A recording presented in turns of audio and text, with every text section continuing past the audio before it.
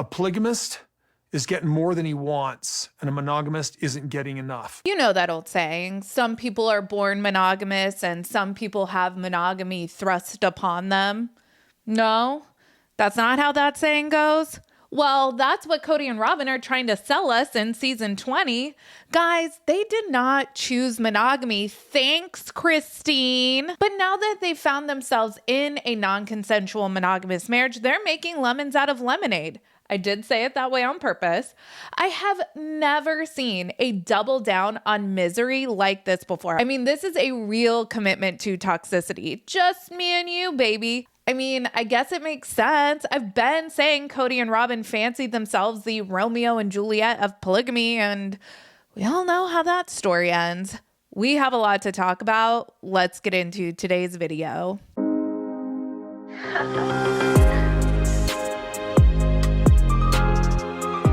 Hey everyone, what's up? It's Sarah and welcome back to my channel. Holy shit, you guys. I talked about this on my community tab the other day, but TLC is really delivering the trash TV and I am just the fattest raccoon feasting in the dumpster right now. I've got Seeking Sister Wife and Plathville content coming for you in the next couple of days, but first, Sister Wives. If Robyn and Kody could not talk about licking each other again, that would be great. One dinner rife with sexual innuendo between these two was enough to last me a lifetime.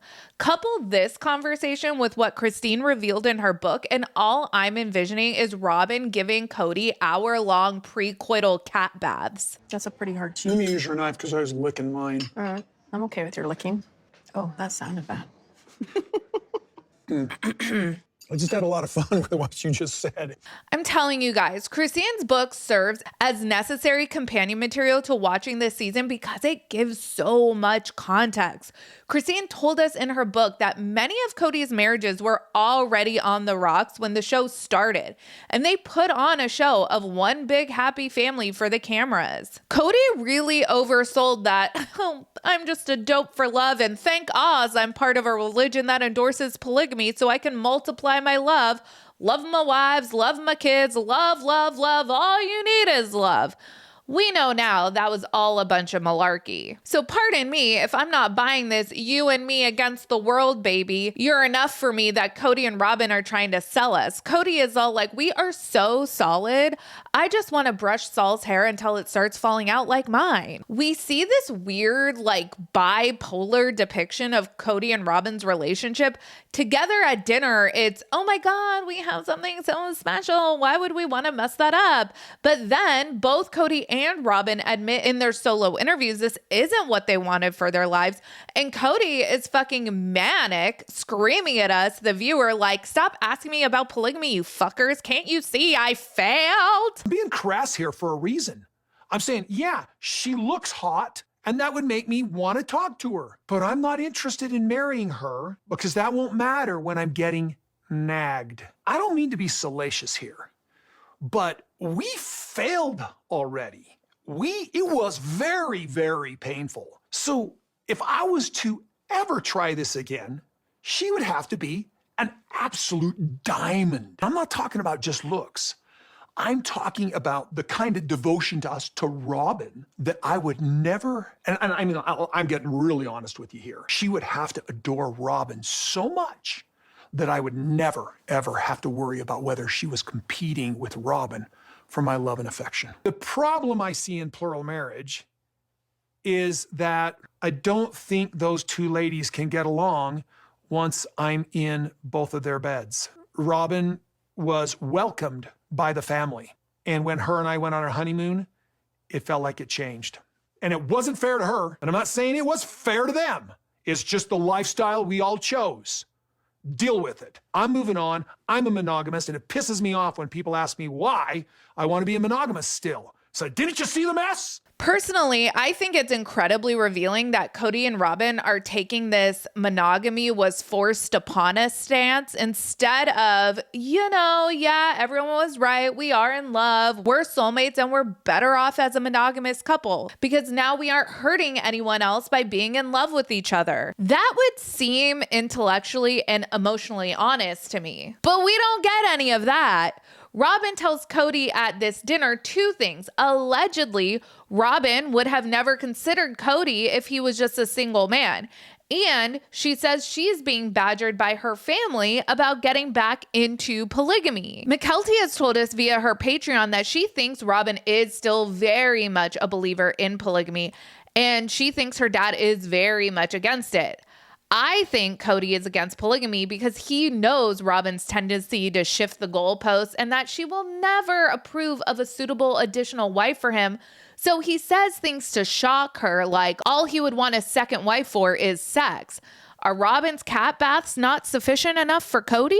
I really don't think Kody and Robyn fully realize how transparent they're actually being in depicting the instability in their marriage. Kody has made incredibly revealing admissions both on Special Forces and on Sister Wives. He says men just want to be respected and they don't really give a shit about love. To me, that says while Robyn might be a loving, shy, pretty wife, Kody doesn't respect her. Kody doesn't see her as an equal partner. Kody doesn't value her opinion. And Robyn revealing that she has family members that ask her about doing polygamy again means that that is something that is an ever-present topic of conversation between Robyn and her family. It's clear that Robyn still believes that the way to achieve the highest levels of the celestial kingdom is through plural marriage. She has deluded herself into thinking that she might be able to skate by on a technicality if Janelle and Christine never seek spiritual releases. If they don't, Kody can still say he's sealed to 3 women, and Robyn's going to Karen her way into Bloomingdale's heaven, forcing God to honor the 3-wife rule as if she's presenting an expired Bed Bath & Beyond coupon. But now Janelle is making her seeking a spiritual release a storyline for the show, and that may just force Robyn to face just how good she is with monogamy. When you take away all of the bullshit, what we have here with Kody and Robyn are 2 people who find themselves in monogamy for very different reasons, and because of that, their marriage is unsustainable. Kody doesn't want to be nagged, but Robyn's no longer his great escape. She's the only game in town. That's not exciting. She tells 13-year-old Saul not to put his phone in his pocket as she puts her phone in her pocket. That's the very definition of nagging. Kody makes it seem like what he's afraid of most about plural marriage is that he might like cheating on Robyn a little too much, and then she would just become a bitter old nag like the OG3 did. He says he would need to find someone completely devoted to Robyn, but isn't that how he made Robyn seem about Mary? Robyn loved Mary. They were besties. And then poof, Robyn's not only the legal wife now, she's the last wife standing. And for Robyn's part, she's defying her family by living monogamy. I really think she will grow to resent Kody if she hasn't already, because when the going gets tough, Kody is putting her afterlife in jeopardy. It's clear from watching Kody zip around the kitchen on the first day of school that he doesn't actually know what goes into getting kids ready in the morning.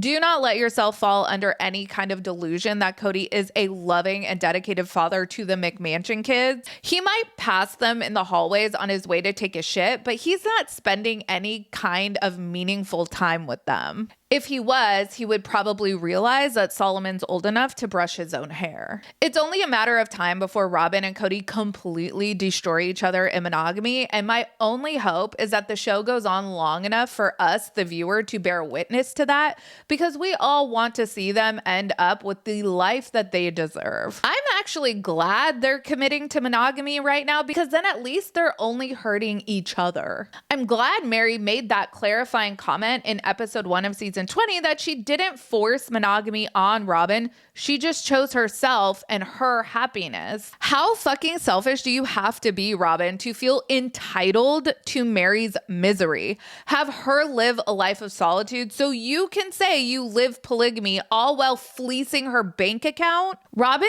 is truly a diabolical person. Anyways, let me know your thoughts on episode 1 of season 20. Make sure you like this video and subscribe to this channel. Be sure to also check out my second channel, Sarah Spills, and my podcast, Mostly Harmless. Links for both of those will be in the description of this video.